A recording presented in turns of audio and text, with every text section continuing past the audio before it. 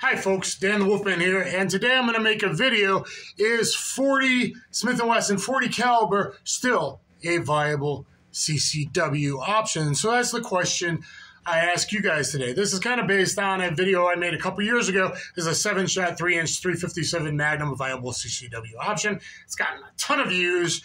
And so here we're going with 40. Plus, I just filmed the No BS caliber real gel science with all the tissue crush numbers of HST, gold dot, critical duty, 9 versus 40 versus 45, 357 Magnum, 357 SIG, and even 38 Special Plus P.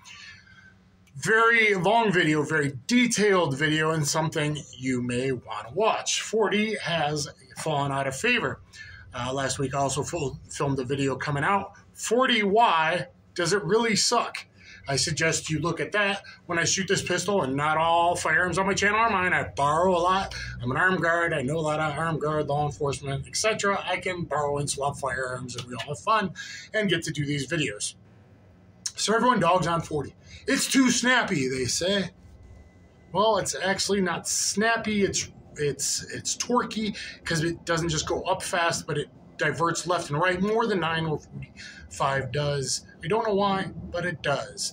However, people that say that, they're talking about shooting a little Car single stack or a Glock 27, a micro, or even a 23, which was my first firearm I bought long ago, thinking it was the best balance between 9 and 45 in capacity because 13+1 made a lot of sense. It made a lot of sense that that's what all law enforcement people used, and everyone that wanted guns on that didn't want a 9, that's what made sense. And if you look at my caliber debate video, my no BS caliber real gel science video, and even more data I'm going to give you now, you're going to see that 40 is still a pretty good choice. At least if it's in a platform you can control, like a 28-ounce pistol that loaded is 35, 36 ounces of, something like 11+1 or 13+1 empty chamber, 13+1 in this M&P compact. 13+1 of 40, almost any scenario you can envision, as long as you got it loaded with an HST or a gold dot, 180 grain, something like that, is going to be enough to get the job done. Because going past 11 rounds is, a bit of a thing, but rarely will you need past 14, and if you did, that'd be 9mm. And I'm going to give you some math to explain why. So if you still love your 40, guys, this video is for you. Do you still think it's a viable choice? Is it just too snappy, or is it just too snappy in the lightweight pistols that were really 9mm with just a barrel swap? They weren't designed for it like a SIG P229 was, or a USP Compact was, where that can really handle the recoil, or modern stuff like this M&P 2.0 that can really handle the recoil, or even a Glock Gen 5 22-23, which is 2.5 to 3 ounces, almost 3 ounces heavier with a thicker slide than the Gen 2 3.4s were. So I haven't fired one yet, but it's physics. It's going to have less recoil. They redesigned it for a reason. So maybe 40 gets the bad rap because it was in Glock 27s, 23s that were lighter, and single stack cars and things like that.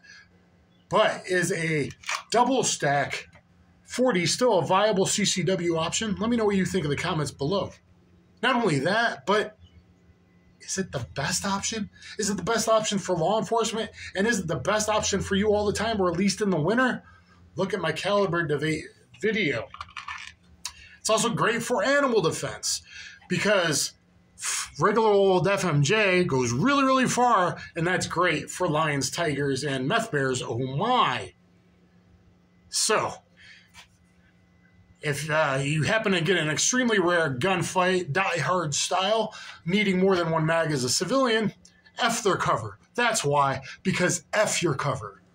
And if I need to stop you with a whole lot of tissue crush, 180 grain HST does 1.65 times more tissue crush than a 9mm 124 plus PHST, and a lot more than critical duty 9mm or XTP or anything other than that. Big expansion, big tissue crush. So when you look at numbers, something I didn't put in my video, you need to watch the No BS caliber debate video,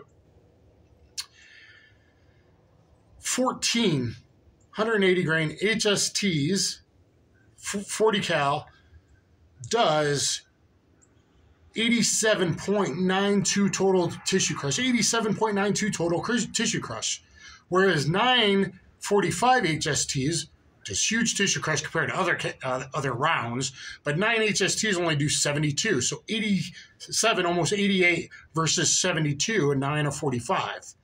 You would need 11 45 HSTs to equal the 14 HSTs, but let me tell you this.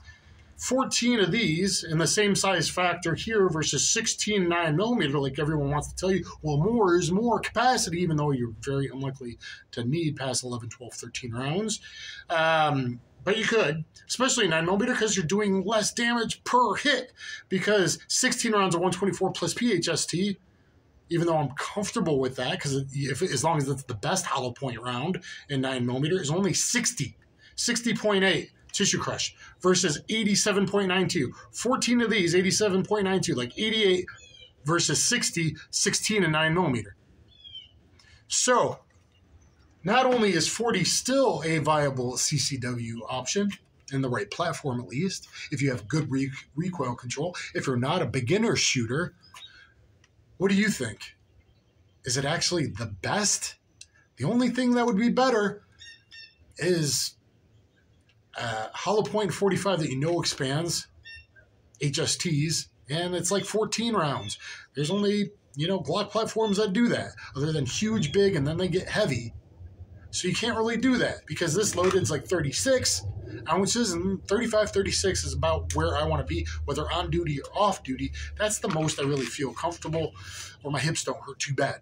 And even then, it's bad, And you got an offside magazine. Even if you don't think you'll use it, you will be active self-protection, John, but it's good to offset if you're carrying outside the waistband instead of just appendix. Also, F-third cover. That's why it might be good. Or I'm in Alaska, and now I'm worried about lions, tigers, and bears, and meth bears. Oh, my. So look at Gun Sam's 40 testing. Should I get my own ballistics testing? Let me know in the comments down below.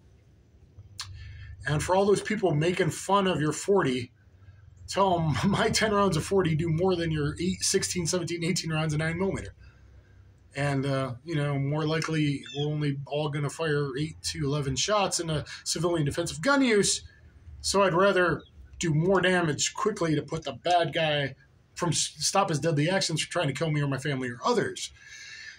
So laugh at those 9mm guys. They don't know what they're talking about. And guess what? If you look online, not in big box stores yet, if you look online, the price of 40 is dropping a lot more. And if you were a 45 guy that can't afford to train anymore, 40 may be the way to go. It might be that nice little compromise round that somehow I knew when I was an 18-year-old guy, what's the best overall kind of gun? And is it still a 40? Because it can really do anything you need it to do. I guess you could even barrel swap and do 357 SIG like Gun Sam and knock yourself out if you got money. But 40 is probably the best overall in pistols that were kind of designed to handle it versus those pistols that were just barrel swaps. Last minute unsupported chambers and all that. So, I haven't tried a 229 in 40. I'd like to. I've done a USP in 40. That's great. This is great. You can handle it.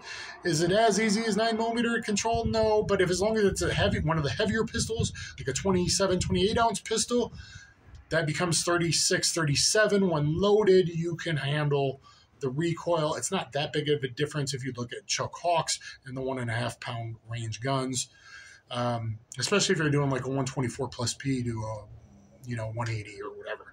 So, plus, that's what John Browning wanted in the 1911. It was a 200 cal at 1,000 feet per second. So we get 180 at 950. 180 at 950's 40 caliber is what John Browning wanted in a 1911, and they made some prototype and eventually some real high powers in the eventual 40 caliber before the other 40s that were before 40 Smith & Wesson. So, is 40 still a viable CCW option? I think so. And in fact, starting to think it's probably the best overall, just because 10mm is expensive. You could go 10. If you could shoot 40 in it, maybe, but you're going to hurt the extractor eventually, and it kind of depends on which pistol, and that's kind of a risk if that's your carry gun. And 45s, if they're that high capacity, there's very few that are high capacity and don't weigh too much, and the ammo weighs a lot more. So 180 is just a nice balance, penetration, expansion, tons of tissue crush, It's about 1.3 times with gold dots. Look at my video. Let me know what you think in the comments down below. I'm Dan the Wolfman. Get my Combatives of Street Jiu-Jitsu DVD on BJJ Fanatics. It's often on sale, 4.5 hours long. I have 4 black belts, fought pro. It teaches you everything you need. Don't just rely on your gun. You got to have some hands-on skill and options as well. Thank you, everybody. Stay safe, stay strapped, or get clapped. Always follow your ABCs. Always be caring.